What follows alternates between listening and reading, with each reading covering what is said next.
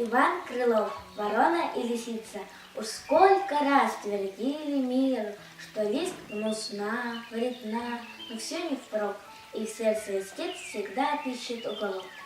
Вороненький-то Бог послал кусочек сыру, на ель ворон сгромоздясь, позавтракать-то уж собралась, да и призадумалась, а сыр во рту держала. На ту беду лиса близехонько бежала. Вдруг сырный дух лису остановил.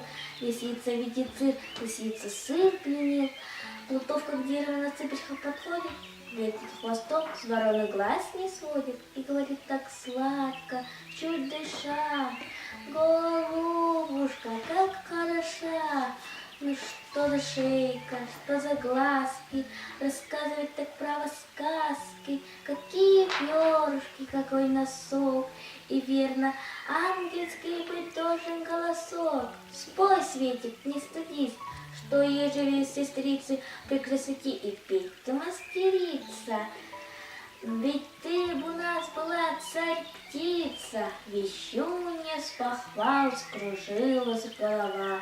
От радости в зубы дыхание спела, и на приветливые лисицыны слова ворона каркнула во все воронье горло. Сыр выпал, и была плутовка такова.